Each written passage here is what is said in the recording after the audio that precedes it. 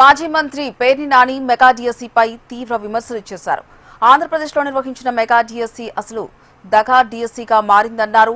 Sports కోటాలో TET DSC లేకుండానే 421 మందిని ఎంపిక చేశారని ఆరోపించారు. మెరిట్ లిస్ట్ ఎంపికైన వారి సర్టిఫికెట్లు వెంటనే బయటపెట్టాలని డిమాండ్ చేశారు. ఈ వ్యవహారంపై సీబీఐ విచారణ జరపాలని కోరారు.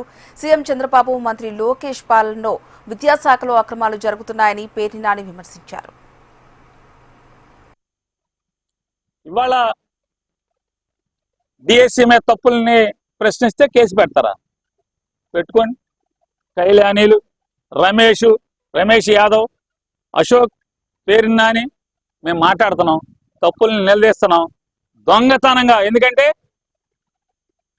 GO 3% GO without competitive exams, రాత పరీక్షలు లేకుండా రిక్రూట్మెంట్ ఇచ్చిన జీవోని ఈ టీచర్ల నియామకం చూడండి. ఇంకోటి, టీచర్ల నియామకం పూర్తవగానే దాన్ని రద్దు చేసి మళ్ళీ వెంటనే జీవో ఇచ్చారు 3% కోటాని.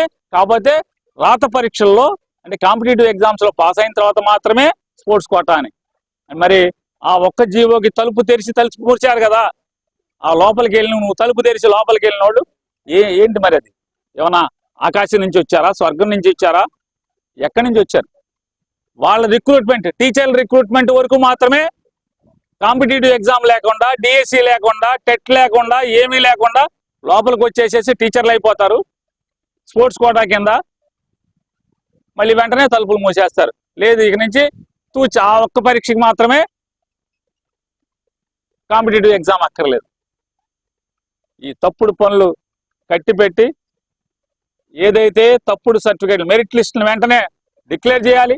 స్పోర్ట్స్ కోటాలో ఏదైతే ఎవడెవడైతే రిక్రూట్ చేశారో వాళ్ళందరూ సర్టిఫికేట్లను కూడా బయట పెట్టమని, లేదా సిబిఐ ఎంక్వైరీ వేసి మీ సాహసాన్ని లేదా మీ నీతి నిజాయితీల్ని నిలబెట్టుకోమని చెప్పని నారా లోకేష్ నాయుడిని, నారా చంద్రబాబు నాయుడిని ప్రశ్నిస్తానని పార్టీ పెట్టి అవి గాలికి వదిలేసి రోజుకో మాట, పూటకొక మాట, పిట్టల దొరల మాటలు మాట్లాడుతున్నటువంటి డిప్యూటీ సీఎంని